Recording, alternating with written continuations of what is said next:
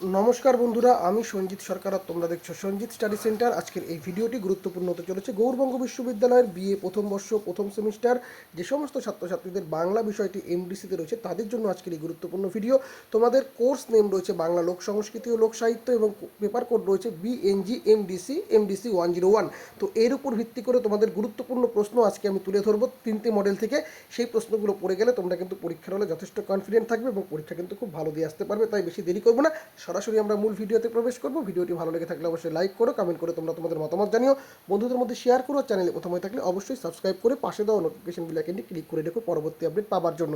আর তুমি যদি ভিডিওটি ফেসবুক বা ইনস্টাগ্রাম প্ল্যাটফর্মে দেখে থাকো তাহলে অবশ্যই পেজটিকে লাইক করে দিও। তো চলো শুরু করা যাক আজকের এই গুরুত্বপূর্ণ ভিডিওটিকে। গৌড়বঙ্গ বিশ্ববিদ্যালয়ের প্রথম বর্ষ প্রথম সেমিস্টারে যে সমস্ত ছাত্রছাত্রীদের বাংলা বিষয়টি এমডিসিতে রয়েছে তাদের জন্য আজকের এই গুরুত্বপূর্ণ সাজেশন। আগামীকাল তোমাদের পরীক্ষা রয়েছে, তো সেই সূত্র অনুসারে আজকের ভিডিওতে বলা প্রশ্নগুলো তোমরা সঠিকভাবে রেডি করে গেলে তোমরা কিন্তু যথেষ্ট কনফিডেন্ট থাকবে এবং পরীক্ষা কিন্তু ভালো দিয়ে আসতে পারবে বলে আমি বিশ্বাস রাখি। তো তোমাদের তিনটে মডেল রয়েছে। প্রথম মডেল থেকে তোমরা যে 10 নম্বরের প্রশ্নগুলো পড়বে, তোমাদের প্রথম মডেলের নাম লোক সংস্কৃতি ও সাহিত্য, মানে লোকসাহিত্য। এখান থেকে তোমরা প্রথমেই যে প্রশ্নটি কি পড়বে, লোক সাহিত্য ও লোক সংস্কৃতির ধারণা। প্রশ্নটা কি হতে পারে, লোক সাহিত্য বলতে কী বোঝো বা লোক সংস্কৃতি বলতে কী বোঝো, লোক সংস্কৃতির উপাদান, শ্রেণীবিভাগ এবং লোক সাহিত্যের সাধারণ বৈশিষ্ট্য বা স্বরূপ আলোচনা করো। খুব গুরুত্বপূর্ণ প্রশ্ন। এই প্রশ্নটি নানাভাবে কিন্তু ঘুরিয়ে আসতে পারে। কীরকমভাবে আসতে পারে, লোক সাহিত্যের উপাদানগুলির সংক্ষিপ্ত পরিচয় দাও, লোক সংস্কৃতির সংজ্ঞা দাও এবং এর বিভিন্ন বিভাগগুলি সম্পর্কে আলোচনা করো। বা এরকম বলতে পারে, লোক সাহিত্য হলো সাধারণ মানুষের মুখে মুখে প্রচলিত সাহিত্য, উক্তিটির সাপেক্ষে লোক সাহিত্যের স্বরূপ বিশ্লেষণ করো। এই প্রশ্নটা নানাভাবে ঘুরিয়ে আসতে পারে, খুবই গুরুত্বপূর্ণ প্রশ্ন আসন্ন পরীক্ষার জন্য। 2 নম্বর প্রশ্ন, অভিজাত সংস্কৃতি বনাম লোক সংস্কৃতি, অর্থাৎ নাগরিক তথা অভিজাত সংস্কৃতি এবং লোক সংস্কৃতির সংজ্ঞা দাও।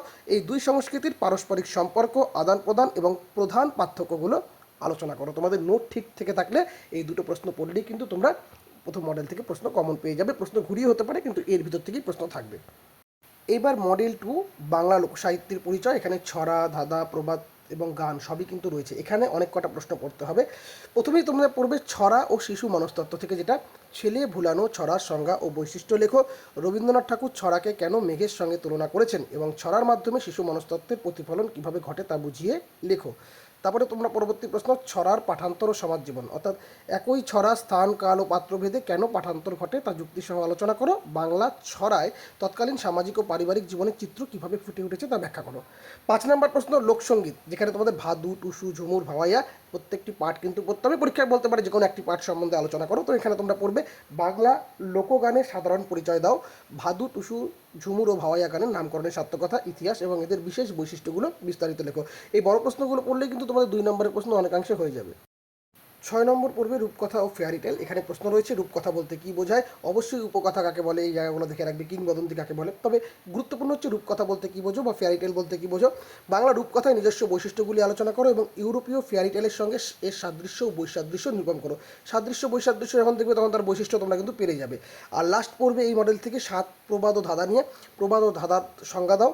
প্রবাদ হলো জাতির অভিজ্ঞতার নির্যাস, উক্তিটির আলোকে প্রবাদের শ্রেণীবিভাগ করো এবং লোকজীবনে ধাঁধার গুরুত্ব ও প্রয়োগ আলোচনা করো। খুবই কিন্তু গুরুত্বপূর্ণ প্রশ্ন। এই প্রশ্নগুলো তোমাদের পড়তেই হবে। এই মডেল থেকে 5টি প্রশ্ন দিলাম, 5টি প্রশ্ন কিন্তু গুরুত্ব সহকারে পড়বে। তোমাদের নোট ঠিক থেকে থাকলে এই 5টি প্রশ্ন পড়লে তোমরা কিন্তু কমন পেয়ে যাবে। মডেল 3, বাংলা লোকভাষা ও লোকশিল্প। এখান থেকে তোমরা যে প্রশ্নটা পড়বে, লোকভাষা ও ভাষাতাত্ত্বিক বৈশিষ্ট্য, অর্থাৎ লোকভাষার সংজ্ঞা দাও, মান্যচলিত ভাষার সঙ্গে লোকভাষার পার্থক্য নির্দেশ করো এবং লোকভাষার প্রধান ভাষাতাত্ত্বিক বৈশিষ্ট্যগুলি উদাহরণসহ আলোচনা করো। পরবর্তী প্রশ্ন, লোকশিল্পের সাধারণ পরিচয়, লোকশিল্প কী, লোকশিল্পের ইতিহাস, মূল উদ্দেশ্য এবং এর সাধারণ বৈশিষ্ট্যগুলি বিস্তারিত ব্যাখ্যা করো। 10 নম্বর, আঞ্চলিক লোকশিল্প, যেখানে মালদা এবং উত্তর দিনাজপুর রয়েছে। মালদা ও উত্তর দিনাজপুর জেলার লোকশিল্প যেমন গম্ভীরা, মুখোশশিল্প, মৃৎশিল্প, এর ঐতিহ্য, বর্তমান অবস্থা এবং এই আঞ্চলিক লোকশিল্পগুলি সংরক্ষণের উপায়গুলি বিস্তারিত আলোচনা করো। আর লাস্ট প্রশ্নটা খনগান, এটা গুরুত্বপূর্ণ নয়, 10 নম্বর প্রশ্ন অবধি গুরুত্বপূর্ণ। এটা জাস্ট তোমরা দেখে রেখো। খনগানের উৎপত্তি ও ইতিহাস আলোচনা করো। এই গানের প্রধান বৈশিষ্ট্য ও লোকজীবনের গুরুত্ব সম্পর্কে লেখো।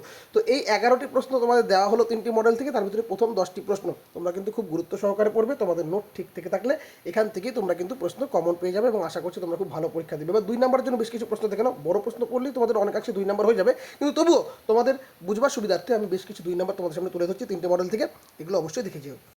2 নম্বরের জন্য তোমরা পড়বে লোক সংস্কৃতির দুটি প্রধান বৈশিষ্ট্য লেখো, লোক সাহিত্যের দুটি উপাদানের নাম লেখো, অভিজাত সংস্কৃতি ও লোক সংস্কৃতির দুটি প্রধান পার্থক্য উল্লেখ করো, লোক সংস্কৃতির প্রধান দুটি শাখার নাম লেখো, ফোকলোর শব্দটি প্রথম কে কত সালে ব্যবহার করেন, ছড়ার দুটি প্রধান বৈশিষ্ট্য লেখো, মেইলি ছড়া ও খেলার ছড়া একটি করে উদাহরণ দাও, ধাঁধার দুটি বৈশিষ্ট্য উল্লেখ করো, প্রবাদের দুটি বৈশিষ্ট্য লেখো, টুসু গানের নামকরণের দুটি কারণ বা মতান্তর লেখো, ভাওয়াইয়া গানের দুটি প্রধান বৈশিষ্ট্য লেখো, লোক সাহিত্যের দুটি সংগ্রহ গ্রন্থের নাম লেখো, ফেয়ারি টেল শব্দের অর্থ কী, এর দুটি বৈশিষ্ট্য লেখো, ধাঁধা ও প্রবাদের দুটি প্রধান পার্থক্য লেখো। খুবই কিন্তু গুরুত্বপূর্ণ প্রশ্ন এই প্রশ্নগুলো, তোমরা বড় প্রশ্ন পড়লে তার ভিতর থেকে এই প্রশ্নগুলো তোমাদের কিন্তু হয়ে যাবে।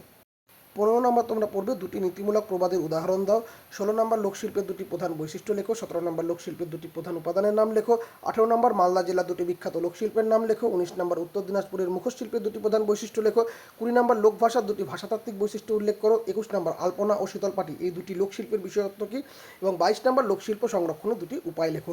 তো এই প্রশ্নগুলো তোমরা বড় প্রশ্ন থেকে কিন্তু পেয়ে যাবে, তবে এই প্রশ্নগুলো রেডি করে গেলে তোমরা কিন্তু পরীক্ষার হলে যথেষ্ট কনফিডেন্ট থাকবে এবং পরীক্ষা খুব ভালো দিয়ে আসতে পারবে। তো এই ছিল আজকের সাজেশন। যারা যারা পরবর্তীতে আমার কাছে অনলাইনে বা অফলাইনে টিউশন পড়তে চাও বা নোটস নিতে চাও, নোটসের ক্ষেত্রে কিন্তু অবশ্যই ক্রিয়েট করতে হবে, তবে তোমরা যোগাযোগ করতে পারো 7384384758 নম্বরে। তোমাদের আগামী পরীক্ষার জন্য শুভেচ্ছা জানিয়ে এবং বেস্ট অফ লাক জানিয়ে আজকের ভিডিও এখানেই শেষ করছি। সকলে খুব ভালো থেকো এবং খুব ভালোভাবে পরীক্ষা দিও। ধন্যবাদ।